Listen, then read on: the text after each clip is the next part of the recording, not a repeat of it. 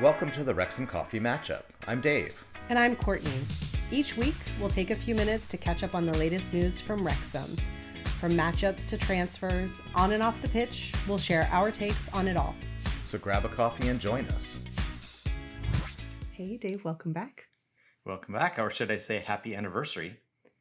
Oh, yes. Happy anniversary. It's a big day today. It is a big day in the Wrexham world. Today is the 5th anniversary of the takeover. So this day in 2021, I need to do my math. Rob and Ryan purchased the team and kind of set us on the path of becoming lifelong fans and where we are today. So what an exciting time. Absolutely. Very exciting. So interesting. So while we were talking last week, in the middle of while we were filming, of course, more transfer news came out. Yep. And we stopped it for a moment. We realized, okay, we're not going back. We're going to hold it for this week. So several of the things that we talked about actually ended up coming true. So as we expected, Ryan Hardy has gone out on loan to Huddersfield Town, which is they're currently 5th place in League One. So he made that transfer. That kind of came like last minute, and I think that announcement was tied to a new signing that we made. In addition to DKD, who was signed, we also signed Bailey, and I practice this, Cadamarteri, who is a 20-year-old striker from Sheffield Wednesday. So Sheffield Wednesday unfortunately has lost another player from their squad during the transfer window of many. But as a 20-year-old, he does not end up needing to be registered in the 25-man squad. So it's kind of like a little point to the future. And kind of see where we go with this new player. It's interesting because since last week when we talked, that Wrexham podcast, the Two Bens, have put out interviews with Zach Viner, and then they just put out one with Davis Keeler-Dunn this morning. I'm also looking forward to seeing the Cadamarteri interview. They're really fun interviews. I don't know if you've gotten a chance to watch either one of them yet. Zach Viner's. Okay, but to watch players interview players is so much more fun than watching those press conferences that they often put on YouTube. Just because they're much more relaxed and they can ask the very specific questions. And to listen to DKD, who had been at Wrexham, talk about what it was like 6 years ago versus now. And the first question they asked is, who's still here?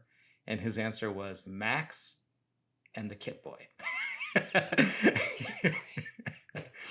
It's a fun watch when you get a chance to watch. But nice. the other transfer news information, and this I see as a positive thing for our future, is that Harry Ashfield has gone out on loan to League Two's Cheltenham Town for the rest of the season. And I don't see this as a farewell. This is, I think, a chance for a really, really exciting player to get minutes in the league and hopefully build up his resume so that as we continue to progress, that he can then make his way back to the team and do wonderful things for us going forward.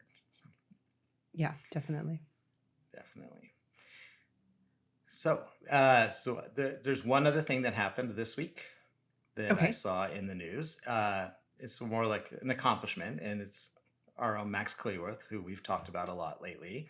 On Saturday, the appearance that he made in the lineup on Saturday makes him officially the player with the most appearances of any player under Phil Parkinson during Phil Parkinson's 4-season rule. So he just passed Paul Mullen in appearances. And as we can see, there's clearly no end in sight to how many more appearances he's going to get. So it was kind of an exciting thing. And now, I mean, we will talk about he didn't have Probably wasn't the happiest during the day. Not ready to talk about that yet. but it's a huge accomplishment to be, amongst the players that we consider sort of the post-takeover heroes, the Paul Mullen, the Ollie Palmer, the Elliot Lee. I mean, he's up there with them and now has made more appearances. The Ollie Rathbones. Yes, the Ollie Rathbone who will make it to legend status as time goes on, right? Yeah. Absolutely. Yeah. So should we talk about Saturday? Sure. Yeah. Maybe before we talk about our thoughts on the match, we talk about the kickoff time first. Sure. So I was noticing that the kickoff time was not at the normal 3 p.m. UK time It was at 3:01. And I knew that there had to be some reason behind it. So I asked on Blue Sky and got the great information that it's actually a campaign from the British Heart Foundation called Every Minute Matters to try to raise awareness for people to get training in CPR and how to use a defibrillator advice. Because really every minute matters, every minute counts, and just taking some small action could save a life because with every minute after a cardiac arrest, the chance of survival goes down 10%. Oh, wow. Wow. So the British Heart Foundation has a website called RevivR. I actually did it after the Okay. match on Saturday. It took 10, maybe 15 minutes. And there's a nice little part. You actually simulate doing CPR. So I grabbed a pillow and was doing CPR, and your camera comes on so that they kind of give you feedback in real time Oh, on wow. the kind of cadence of your CPR. So that's pretty cool. And a nice reminder for everyone to learn or relearn CPR. Awesome. And I'll put that link in the comments down below so that other people can try it. Well, I'll definitely check it out. Definitely check it out. Great. Yeah. So what did you think about the match on Saturday? So That was a chaotic and beautiful and thrilling and gut-wrenching match. that's a very I'll good leave it at that for description. now. What do you think? It's a very good description.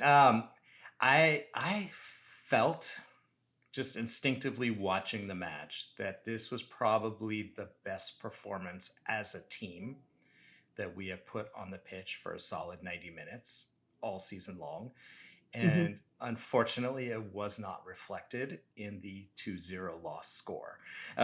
It's interesting, the dichotomy between just how well I felt like everything was going and how well all the pieces were fitting together. Yeah.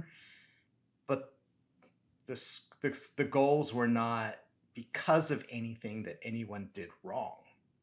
It was just circumstances happening when they happened. And it's just so Yeah. much. I mean, like just starting with, in the first half, like I noticed the first half. One of the first things I noticed is that there had been talk this sort of the Kiefer Moore way of playing is not quick, right? It's more the big guy up front and you set it up. And this week, there I was think all such those speed. naysayers got It's proven like wrong this week. it's like they took the Sam Smith method of playing that we perfected back over Christmas and then just brought Kiefer into that plan. I mean, there was speed, there was responsiveness. We dominated the first half. We did. And just the unfortunate mistake of Max, who could not have done any differently, just getting in the way of that ball, which led to an own goal. He was in for the other team. He was in the right place at the right time. Right, but for us, the wrong place at the wrong time. But Yeah. it didn't reflect on how well he played. No. But it also, I didn't think like it changed even the tone of our response. I don't think so either. Because that could easily have brought us down early on, and it could have been like, oh no, I got to come back from that. But instead, we just kept going at that relentless pace. Yeah. And even after that, when we were still, it was still 0-1 at that point. These like quick back-to-back Sam Smith, clutching your throat because you feel like what's going to happen. Those two chances just before Millwall got the second goal. Like we were definitely not slowing down. We were definitely, trying to push. Right. I think what we saw a well-deserved number 5 team and a well-deserved number 6 team show why they're evenly kind of up there in the table together, right? I don't know. I think we just saw a good team get some good luck. And another good team get some bad luck. Yes. No, I think it's true. I think it's true. It's just, yeah, man, it's disappointing when you feel like, oh gosh, we played so well, and the score is just not reflective of that. Right. And hopefully, we don't know yet the answer, but there were some injury incidents during the match. First of which led to a little bit of Parky's disdain, as we were briefly talking about earlier. We could talk about that. So Matty James ended up having to take himself out right at the end of the first half. And listening to Parky afterwards, Matty, I guess he went up for a play, landed, and instinctively thinks he might have broken his toe, which if that happens, that's probably an extended period without him. So hopefully it's not as bad as he thought. But because he had to take himself out in the first half, they had to make a substitution early, which then limited the substitution chances in the second half. As we know, as we've learned, there are only 3 windows of substitution in a match, and injury in the first half does not change that window. Injury at any time. At any time. But then in the second half, pretty early on, Libby Kakachi came down and caught his knee and kind of felt like he might have done something to his knee.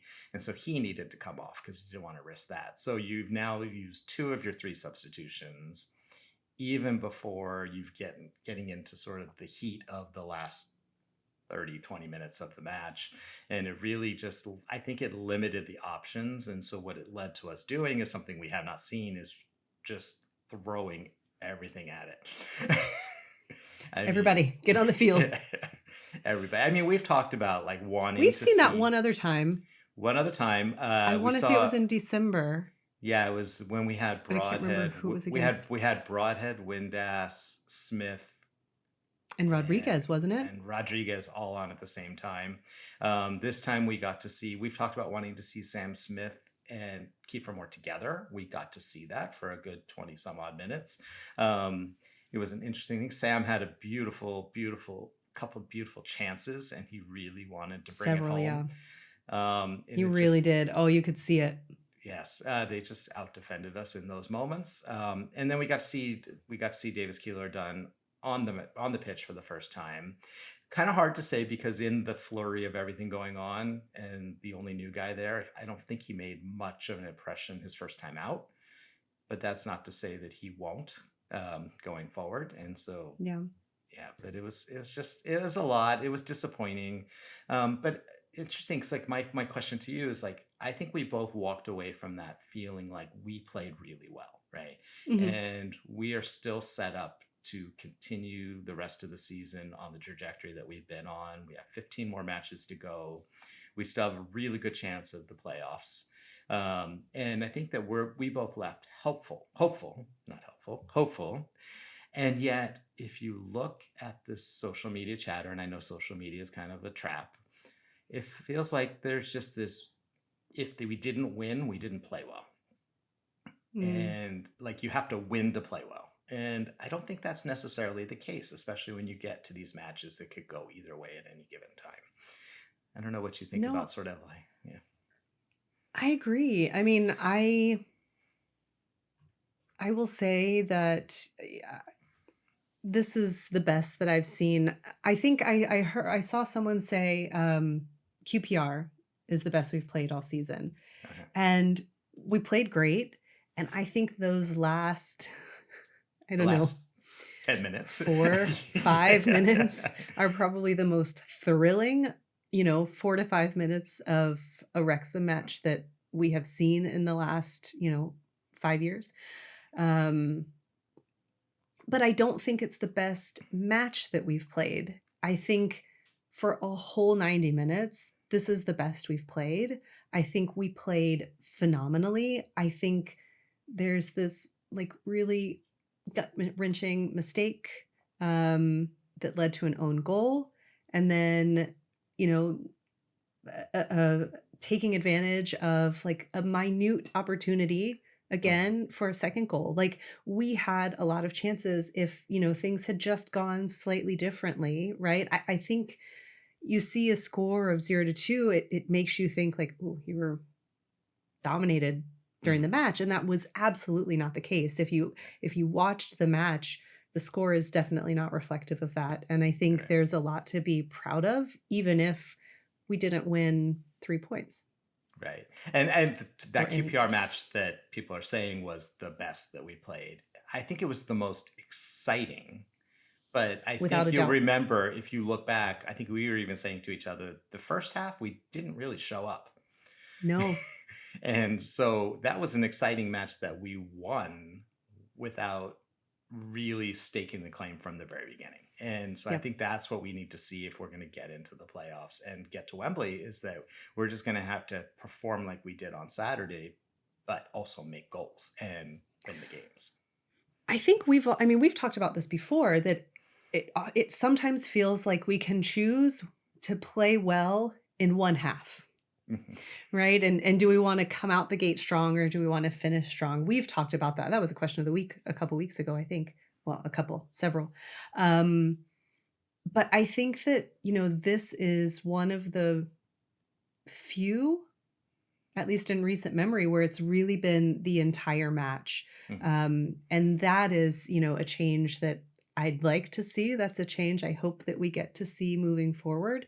Because regardless of what the score is, that is the type of play, that is the type of consistency that we need, is that level of energy and speed throughout the 90 minutes. Absolutely. I totally agree. Totally agree. And I think Parky agrees with you too. So Well, there are probably a lot of couch coaches who would agree with me as well. I gotta say. So one thing we didn't get to talk about last week, because there was so much transfer window news, Mhm. is that we received the results of our ticket lottery for our upcoming trip to Wrexham. That's And true. There was a really wonderful "Your ballot has been selected" email that I received. So we they have received tickets. for the Ipswich Town match on the 21st. And it was fun to watch on Saturday and try to figure out exactly where we're sitting based on what we think of the map. It'll be a different place in the stadium that either one of us has sat before. A Mhm. very different perspective from the corner, kind of in the front row of the corner right by the away zone. So we'll have And the great closest to the pitch that we've ever been. closest to the pitch and the closest to the corner flag that we'll ever been. Yeah. Might make for some difficult viewing of things that happen on the other side of the pitch, but I'll we'll bring enjoy binoculars. it. We'll just go for it. But very excited to be there. We've had some tips to make sure we bring our parkas that are covered just in case it rains, because that part is And not waterproof, covered. yeah. And waterproof. But I think we're ready to go. And then unfortunately, 2 days later, because I'm staying for the Portsmouth match on the Tuesday, I got I'm sorry, you have not been selected for the lottery. But luckily I woke up super early enough, and I figured no apologies here. I bought my plane ticket 8 months ago for this trip. So I'm going to that match no matter what. So I jumped on the hospitality website and found a ticket in the dugout booth, which is where the players used to sit last year, and they've turned that into a hospitality section. So I got my ticket for that within 5 minutes of getting my rejection email. So I will be watching the Portsmouth match from sort of where the players used to sit and watch the match from, which will be another interesting That'll be a perspective to great watch. perspective. Great perspective with my free pie and my free beer. I can't wait to hear all about it. Yes, and then as I mentioned, I already have my tickets squared away. So then on the following Saturday, I'm going to London to see the Charlton match. Speaking of the Charlton match, in context to like the talk about the Millwall match that we just talked about, on Friday, Charlton played QPR.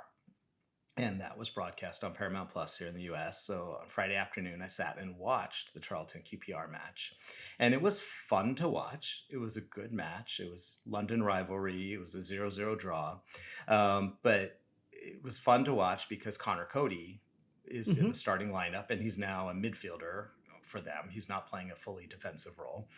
And he played as well as I had hoped he would have played for us when he was playing for us. He just had a fire and an energy, and I knew there was something when 5 minutes in, he got kicked in the back of the head and went down. They came out.